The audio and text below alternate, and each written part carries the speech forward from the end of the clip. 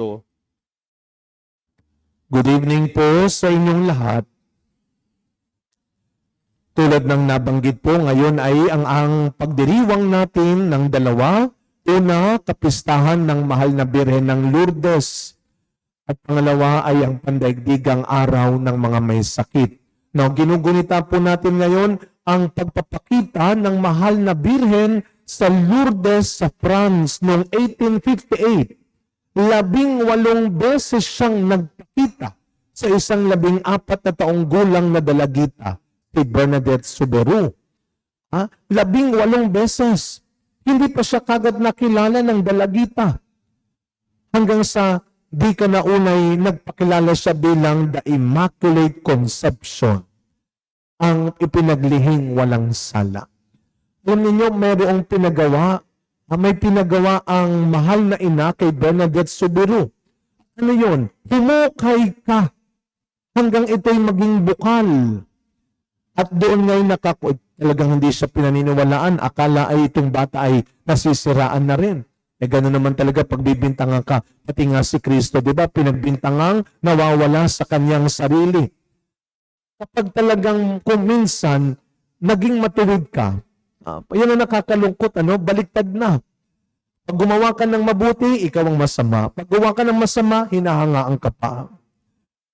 Ayun ang kabalintunaan sa buhay ng tao. At si Bernadette ay kasama sa mga taong tila pinagdududaan sa kanyang pag-iisip. Humukay siya ng humukay hanggang sa ito'y naglabas ng tubig na hanggang ngayon, pinaniniwala ang mapaghimala. Noong nakaraang November, sa awa ng Diyos, salamat sa Diyos, nakasama tayo muli sa Marian Pilgrimage at isa yun sa mga pinuntahan namin. Iyang pinagpakitaan, ang grotto.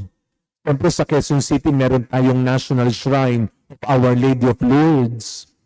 Meron din tayong itinalagang simbahan kung saan ipinapaalala sa atin ang kapangyarihan ng Diyos na magpagaling sa tulong ni Maria.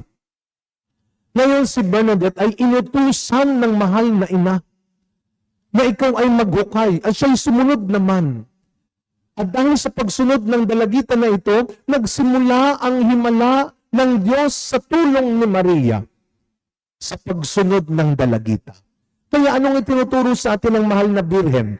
Kung meron mang isang magandang katangian ng mahal na ina, yun ang kanyang pagiging masunurin. The obedience of Mary. Dahil sumunod si Maria sa sinabi ng anghel sa kanya, tinalikuran ni Maria yung plano nila ni Jose. Kinalimutan marahil ni Maria ang gusto nila ni Jose. At ang sinunod niya ay ang gusto at plano ng Diyos. Kaya sa mga pagkakataon na tumitigas ang ulo natin, ang puso natin, sa mga pagkakataon nagdududa tayong sumunod, sa mga pagkakataon natatakot tayong sumunod, pray to Mama Mary. She is the best example of obedience.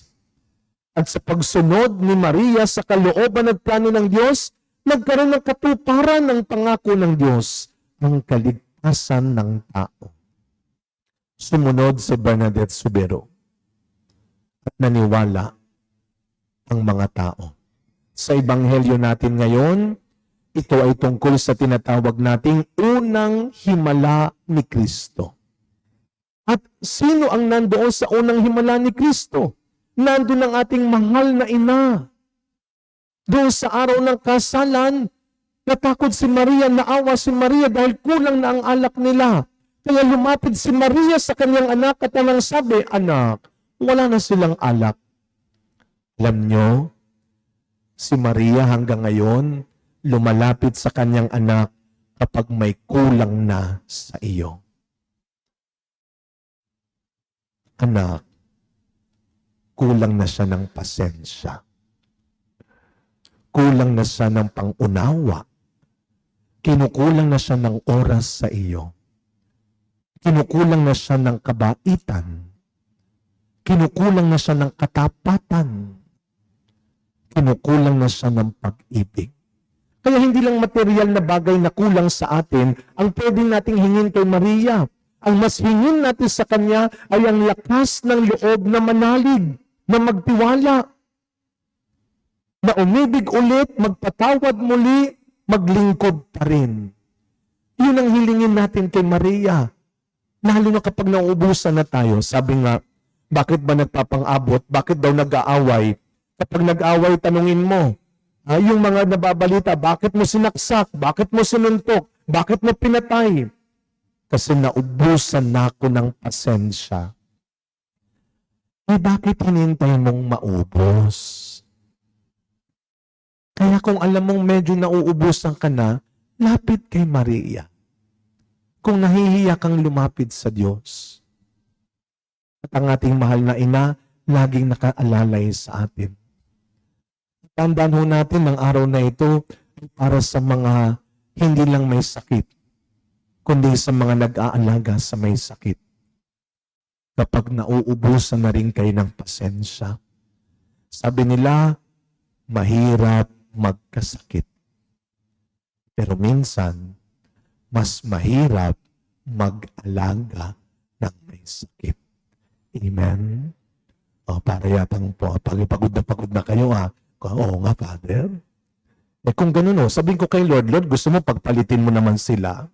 Mamimili tayo. Tayo yung mag-aalaga o tayo yung aalagaan? Tandaan ho natin, kaya tayo malusog pa, kaya tayo binibiyayaan pa ng lakas, ng kakayahan, dahil may ipinagkakatiwala ang Diyos sa atin. Kaya ang lahat ng biyayang ito ay may kahulugan. Kung bakit tayo ang malakas, kung bakit tayo ang malusog, kung bakit tayo ang nakakalakad pa, ang nakakakita pa, ang nakakakilos pa. May ipinagagawa siya sa atin. At yun ang ating hilingin sa Panginoon. Sa dinami-dami ho ng mga nagdaang araw na ito na naririnig natin, siguro sa social media rin, bukod kay Mama Mary, kay Saint Bernadette, maraming santo kagaya ni Saint Charbel. At kapag siya'y nagpapagaling, isa lang naman ang sinasabi niya, gumaling kayo, pinagaling kayo, para palakasin ninyo ang pananampalataya ng kapatid ninyo. We are blessed to become a blessing. We are healed to heal each other. Palakasin natin ang loob ng bawat isa. Ang sila'y katulad mo, gumaling din. Hindi lang sa sakit ng katawan, kundi sa sakit ng isipan at kalooban. Naikwento ko na po ito nung linggo sa inyo. Isa sa mga napakagandang nangyari sa akin na nagdaang linggo. Nung last Saturday, ay yung makapagmisa ho ako doon ho sa center nga ng mga kabataang lumabag sa batas. Mga kabataang maagang nakagawa ng matinding kasalanan na hindi pa pwedeng isama sa mga matatandang nakabilanggo sa piitan sa mga city jail. Doon sila inilagay. Lalo sa totoo lang talagang hanggang ngayon napakasariwa pa nung tinitignan ko yung mga mukha ng mga bata. Kung pwede lang sila sigurong tumalikod at tumakbo para magtago. Malay ko ba kung may kakilala ako sa kanila? Malay ko ba kung kilala nila ako? Kaya kita mo, hindi lang yung lungkot Hindi lang yung takot, yung hiya.